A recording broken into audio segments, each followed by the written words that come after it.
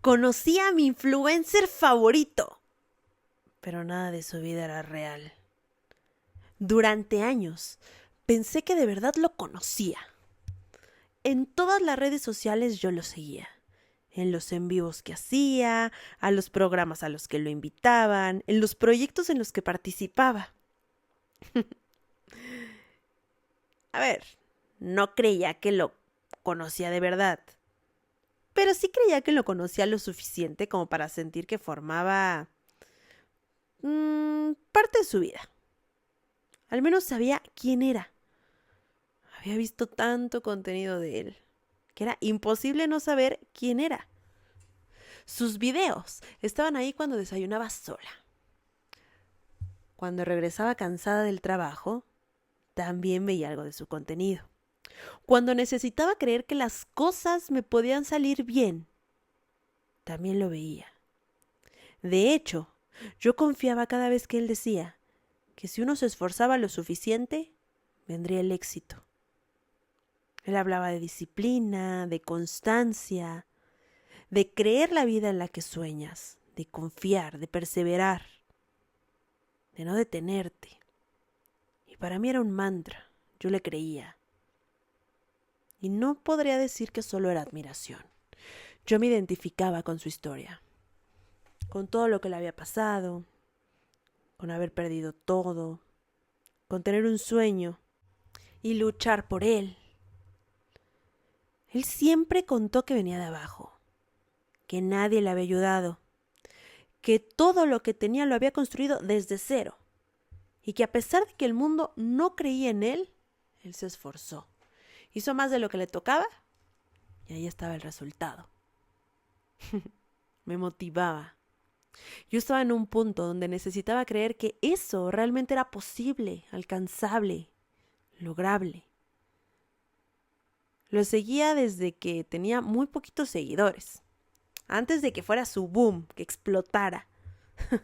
Cuando todavía contestaba comentarios, cuando los lives eran muy íntimos, cuando nos contaba de su vida, cuando parecía que era una persona real y no una marca que promocionaba lo que fuera que le pusieran enfrente.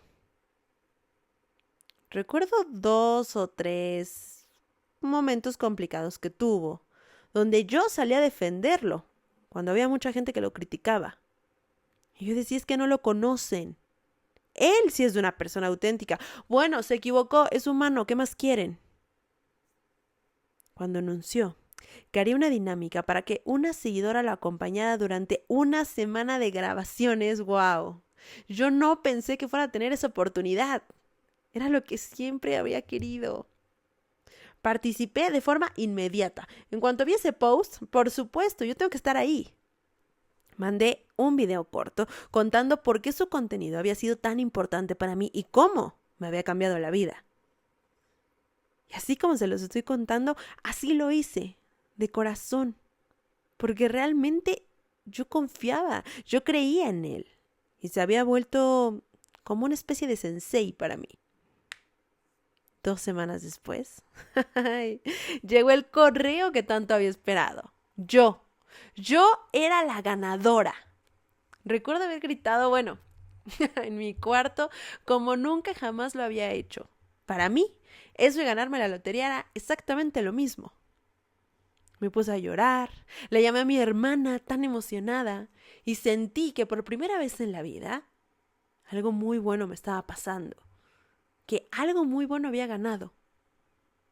De hecho pensé que a partir de ahí todo iba a ser diferente, que la suerte por fin estaba de mi lado. El acuerdo que me proponían era muy simple. Yo lo acompañaba una semana a sus grabaciones, a sus eventos, estar en el detrás de cámaras, ya saben, todo lo que hace un influencer, nada raro. Todo iba a ser documentado.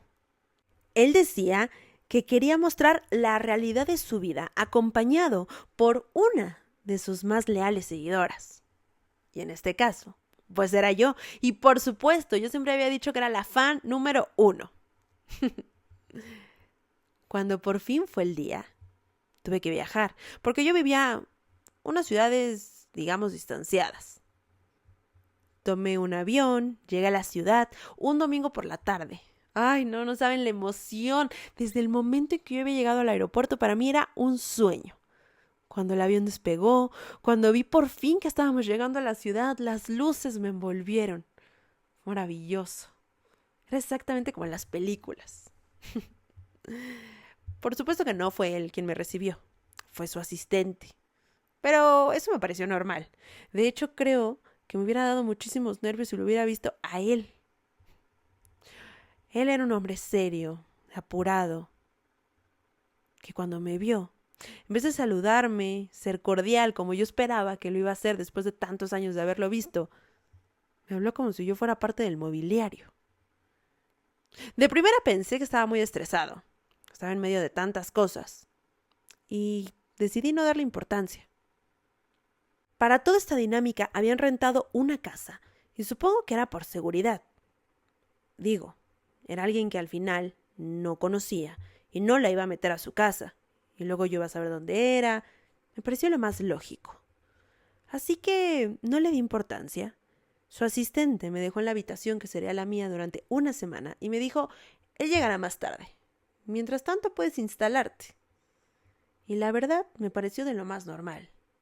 Y aunque evidentemente no era la casa que yo había visto en los videos, esta era, digamos, un poco más pequeña, más normal. Pensé que era una casa ideal para rentarla y grabar cómo sería su vida normal. Por fin, con más tranquilidad. Yo puedo decir que esa fue la primera vez que lo vi. Prefiero pensar eso. Esa noche lo conocí en persona. De inmediato él fue amable, sonriente, exactamente igual de lo que yo recordaba. Me abrazó como si nos conociéramos de años. Inmediatamente me dijo, gracias por estar aquí. Esto te prometo que va a ser increíble. Yo estaba tan nerviosa. Ay, no, yo quería caerle bien, no quería ser imprudente, no quería parecer intensa. Ya saben, fan loca, para nada. Y sí, la verdad lo cumplió. Los primeros días fueron tan emocionantes. Ay, viví tantas cosas que yo jamás pensé que fuera a vivir. Cámaras, locaciones, gente que lo reconocía, cómo le pedían fotos en la calle. Él era bastante encantador cuando grababa. Era súper cariñoso, inspiraba, motivaba, daba consejos. Hacía parecer que cualquier cosa era posible. Pero empecé a darme cuenta que cuando se apagaban las cámaras, algo cambiaba. No voy a decir que era grosero, para nada. Solo era parco, vacío.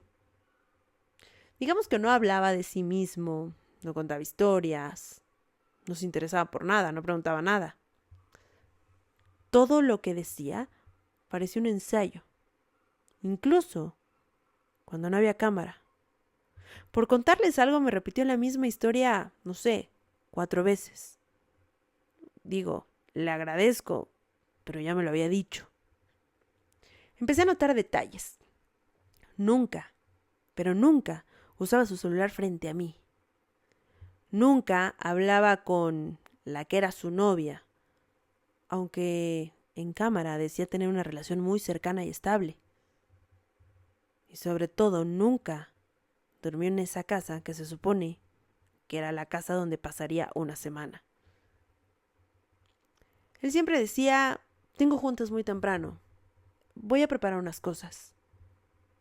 Pero una noche, por curiosidad, revisé uno de sus videos antiguos, en el que hablaba de su primer departamento.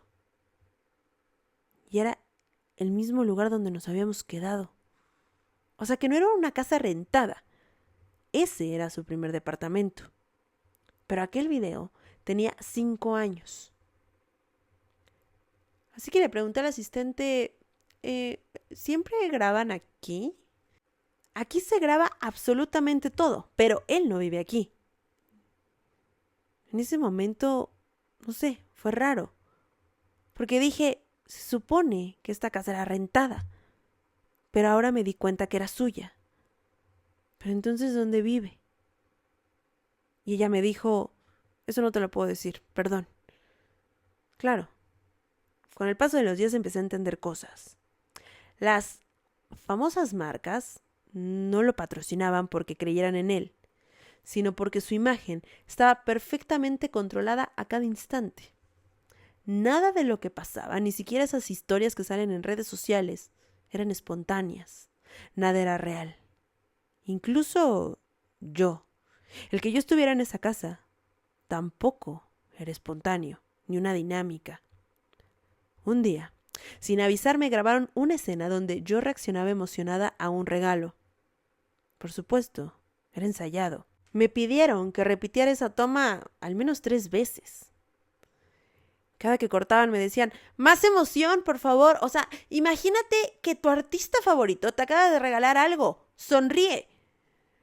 Ay, pero mientras más me decían, yo más me cansaba. Por supuesto que obedecí. Esa noche entendí algo más. Yo no era una persona invitada. Era algo así como un personaje temporal al que él le iba a sacar mucho provecho. Una de las gotas que derramó el vaso fue cuando encontré un guión impreso.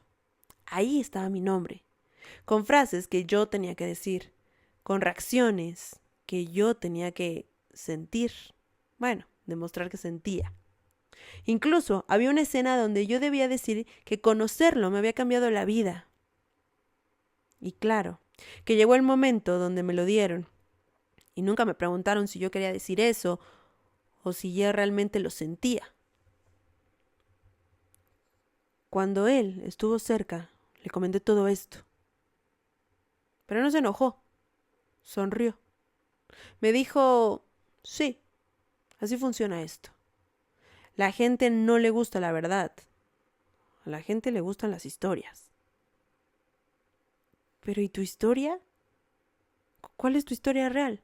Yo llevo años siguiéndote y yo pensé que todo lo que veía era cierto. Se rió un poco de mí, me miró como si fuera la más ingenua y me dijo, mi historia es la que vende, lo que sea que eso signifique. Yo me quedé realmente sorprendida. O sea que nada de lo que yo sabía de él era cierto. Todas esas charlas, todos esos mensajes de motivación, todo lo que contaba de lo que le había costado llegar al triunfo, nada había pasado. Al día siguiente decidí que me quería ir. Estaba harta de todo eso. Fue un poco antes de lo pensado, pero no hubo tanto problema. El video salió una semana después en todas sus redes sociales. Yo aparecía, bueno, radiante, agradecida, transformada, como si realmente esa experiencia hubiera cambiado mi vida para bien. Claro, cortes, tomas, ediciones, todo hacía parecer eso. Pero realmente nada de eso había pasado. Los comentarios abundaban. ¡Qué suerte! Se nota que es una gran persona. Ay, no, ojalá me tocara a mí. Lo que daría por ser yo. Y yo, en vez de agarrarme de esa situación, decidí no comentar nada. Decidí no decir lo que realmente había pasado. Solo dejé de seguirlo después de eso. Lo curioso es que nadie me preguntó qué me había pasado a mí. La mentira estaba tan bien construida que por supuesto mi verdad no tenía espacio. Hoy es chistoso. A pesar de que ya no lo sigo en redes sociales desde hace muchos años que pasó todo esto, él sigue siendo tendencia, él sigue muy vigente. Y cada que lo veo hablar de autenticidad, y cada que lo veo que invita a sus seminarios, a sus congresos, me río. Recuerdo esos días. Cambio de video. No me duele. Sino porque entendí que los engaños